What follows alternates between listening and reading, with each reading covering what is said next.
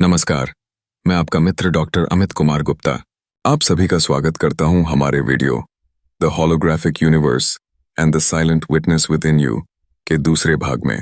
पहले भाग में हमने मुनि अष्टावक्र और राजा जनक के संवाद का वर्णन किया था।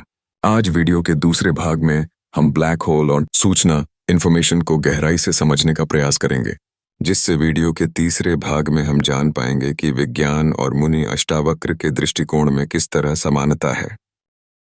चलिए आपको ब्रह्मांड की सबसे रहस्यमयी और अद्भुत चीज के बारे में बताते हैं, ब्लैक होल।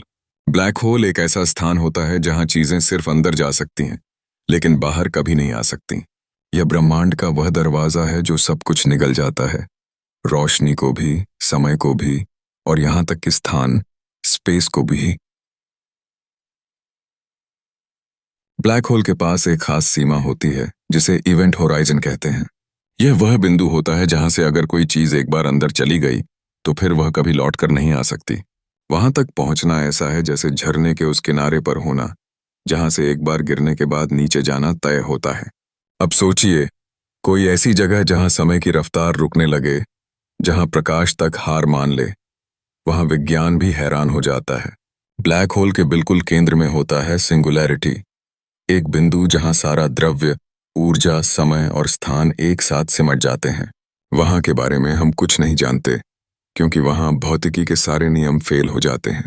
इसलिए ब्लैक होल सिर्फ एक खगोल शास्त्रीय वस्तु नहीं है, यह ब्रह्मांड की सबसे गहरी और अनसुलझी पहेली है। अब होलोग्राफिक यूनिवर्स को समझने से पहले हमें यह जानना जरूरी है कि सूचना, इंफॉर्मेशन क्या होती है। किसी भी पदार्थ में परमाणुओं की व्यवस्था उस पदार्थ की सूचना है। विज्ञान भी यही कहता है। किसी भी चीज का स्वभाव, उसकी पहचान, उसकी ताकत, ये सब इस बात पर निर्भर करता है कि उसके अंदर की सूचना कैसी है। अब इसे एक आसान उदाहरण से समझिए। एक ही तत्व है, ऑक्सीजन, लेकिन जब दो ऑक्सीजन के परमाणु आपस में जुड़ते हैं तो बनता है O2, वही गैस जिसे हम हर पल सांस लेने के लिए इस्तेमाल करते हैं। अब अगर उसी में हाइड्रोजन के दो परमाणु जुड़ जाएं तो बनता है H2O, यानी पानी, जो जीवन की सबसे पहली जरूरत है। और अगर 3 ऑक्सीजन के परमाणु मिल जाएं तो बनती है O3, यानी ओजोन, जो हमारी पृथ्वी को सूरज की खतरनाक किरणों से बचाती है। सोचिए, ऑक्सीजन तो वही है, बदला क्या?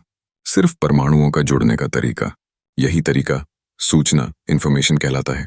हाँ, यह बात पूर्णतः सत्य के समीप है। ब्रह्मांड की मूलभूत इकाई पदार्थ नहीं, सूचना है।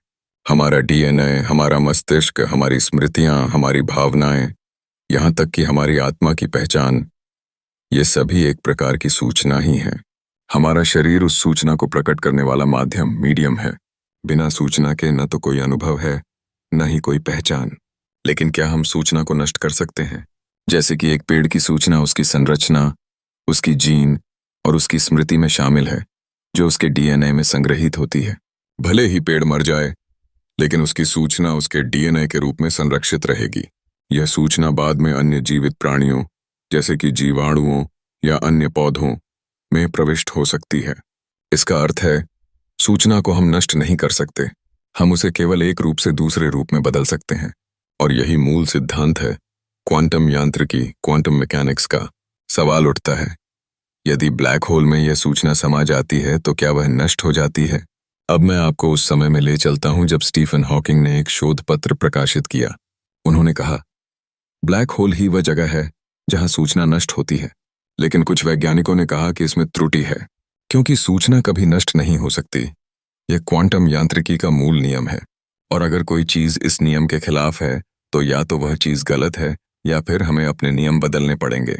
इसी प्रश्न का उत्तर देने के लिए कुछ वैज्ञानिकों ने एंट्रोपी की ओर देखा। मान लीजिए मैं आपको एक कुएं के पास भेजता हूं, तो आपको 2 बातें पता होनी चाहिए। पहली यह कि वह कितना गहरा है, और दूसरी, उसमें पानी कितना गर्म या ठंडा है। लेकिन असली जानकारी छिपी होती है। उस पानी के हर परमाणु की स्थिति क्या है, उसका ओरिएंटेशन क्या है, यह भी एक प्रकार की सूचना है। ऐसी छिपी हुई सूचना को ही हम एंट्रोपी कहते हैं। यदि परमाणु क्रम में हो तो एंट्रोपी कम होती है, अगर परमाणु बिखरे हुए हों तो एंट्रोपी अधिक होती है, और जितनी अधिक एंट्रोपी उतनी अधिक सूचना उसमें संग्रहित हो सकती है। एक वैज्ञानिक जैकब डेविड बेकस्टीन ने इस पर एक चौंकाने वाला शोध किया। जैसे यदि मैं आपसे पूछूं, एक गिलास पानी में कितनी सूचना भरी हो सकती है, तो आप कहेंगे, जितना उसका वॉल्यूम होगा उतनी सूचना। लेकिन जब बेकस्टीन ने गणित के द्वारा पता लगाया, सूचना वॉल्यूम पर नहीं, सतह के क्षेत्रफल एरिया पर निर्भर करती है। यह बहुत चौंकाने वाला निष्कर्ष था कि ब्लैक होल की सारी सूचना उसके भीतर नहीं, उसकी सतह पर संग्रहित होती है। गणित बताता है, ब्लैक होल का वॉल्यूम उसकी सूचना से कोई संबंध नहीं रखता। जैसे अगर आप एक पत्थर पानी में फेंकते हैं, तो कोई दूसरा व्यक्ति जो सतह को देख रहा हो, उसे पत्थर नहीं दिखेगा, पर लहरें दिखेंगी, और वह समझ जाएगा कि कुछ अंदर गया है। इस प्रकार सारी जानकारी सतह पर मौजूद होती है। अब इस वीडियो को यहीं विराम देते हैं। इस रहस्य से परिपूर्ण यात्रा को और गहराई से समझने के लिए हम जल्दी ही आपके लिए वीडियो का तीसरा भाग लाएंगे। आपका बहुत बहुत धन्यवाद।